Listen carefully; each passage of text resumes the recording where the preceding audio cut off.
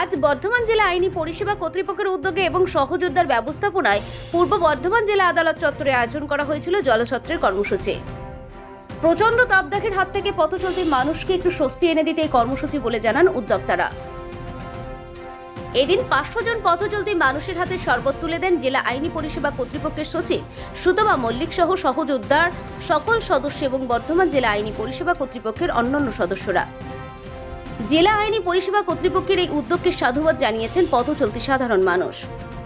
এ বিষয়ে জেলা আইনি পরিষেবা কর্তৃপক্ষের সচিব সুতপা মল্লিক তার বক্তব্যে জানান, আগামী 22শে জুন 2024 জেলা আইনি পরিষেবা কর্তৃপক্ষের পক্ষ থেকে আয়োজিত তৃতীয় লোক আদালত অনুষ্ঠিত হবে। তারই প্রচার এবং পাশাপাশি তীব্র তাপদাহে বর্ধমান সহযোদ্ধার সঙ্গে মিলিতভাবে এই কর্মসূচি তারা গ্রহণ করেছেন।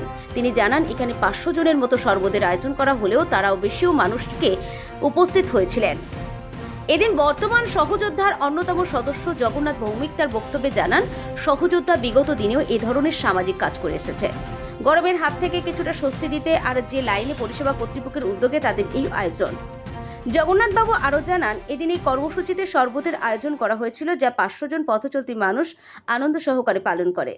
পূর্ব বর্ধমান থেকে শেখ শামিরের রিপোর্ট, খবর বর্ধমান নিউজ।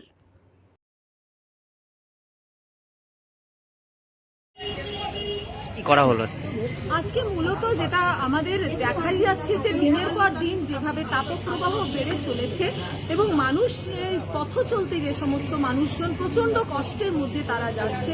আমরা বর্ধমান যে জেলা আইনি পরিষেবা কর্তৃপক্ষ এবং তার সঙ্গে সহযোগিতা করেছে বর্ধমান সহযোগিতা, আজকে একটা জলছত্রের আয়োজন করা হয়েছে।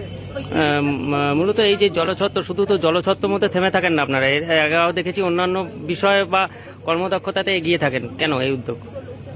বর্ধমান সহযোদ্ধা বরাবরই বিভিন্ন কর্মসূচি যেমন রক্তদান শিবির থেকে শুরু করে সাধারণ মানুষের পাশে সব সময় দাঁড়ানো, এছাড়াও বাচ্চাদের যে কোনো কর্মসূচি, তাদের বিভিন্ন ধরনের খেলাধুলাও আয়োজন করে থাকে। এছাড়াও বর্ধমান সহযোদ্ধা সারা বছর ধরে তারা কাজকর্ম করে যায় এবং সমাজে বিভিন্ন স্থানে বিভিন্ন ধরনের বার্তা দেয়। এই যে এই অতিরিক্ত গরমে কি বার্তা দেবেন মানুষকে, সাধারণ মানুষকে? অতিরিক্ত গরমে বর্ধমান সহযোদ্ধার পক্ষ থেকে সাধারণ মানুষের কাছে একটাই আবেদন, পথ চলতে গেলে, কাজ করতে গেলে আমাদের কিছু নিয়ম মেনে চলতে হবে। এই গরমের মধ্যে আমরা মাথা এবং মুখ আমরা ঢেকে চলার চেষ্টা করব, দরকার হলে চশমা পরার চেষ্টা করব, ছাতা ব্যবহারের চেষ্টা করব এবং আমরা যেটা করব হচ্ছে গরমের মধ্যে আমরা কিন্তু বেশি করে জল খাওয়ার চেষ্টা করব। তবে হ্যাঁ, যত্রতত্র ঠান্ডা পানীয়টা বলবো, খুব ঠান্ডা পানীয় না খাওয়াটাই কিন্তু বেশি ভালো আর কি। আগামী 22শে জুন 2024 আমাদের বছরের দ্বিতীয় লোক আদালত, ন্যাশনাল লোক আদালত অনুষ্ঠিত হতে চলেছে।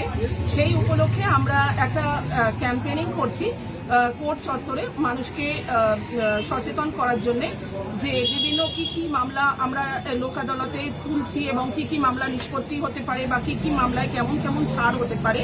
তো প্রচুর মানুষের সমাগম হচ্ছে, একই সাথে প্রচন্ড দাবদাহ চলছে। তো এই জন্য আমরা ঠিক করেছি যে এই ক্যাম্পেইনিং এর, ন্যাশনাল লোক আদালতের ক্যাম্পেইনিং এর সাথে সাথে আমরা একটা জলছত্র অনুষ্ঠান আয়োজন করব। সেই মতন আমরা আজকে এই জলছত্র আয়োজন করেছি ন্যাশনাল লোক আদালতের ক্যাম্পেইনিং এর সাথে সাথে, এবং এই জন্য আমাদেরকে সাহায্য করছে আমাদেরই পূর্ব বর্ধমানের একটি এনজিও সহযোদ্ধা। তাদের সাথে আমরা মিলিতভাবে ইন কোলাবোরেশন উইথ সহযোদ্ধা আমরা আজকে এই অনুষ্ঠানটা আয়োজন করেছি এবং প্রচুর মানুষের আমরা সাড়া পেয়েছি, আর আমরা অভিভূত এরকম মানুষের সাড়া পেয়ে। কতজন জলছত্রের আয়োজন করা হয়েছে? কতজনের?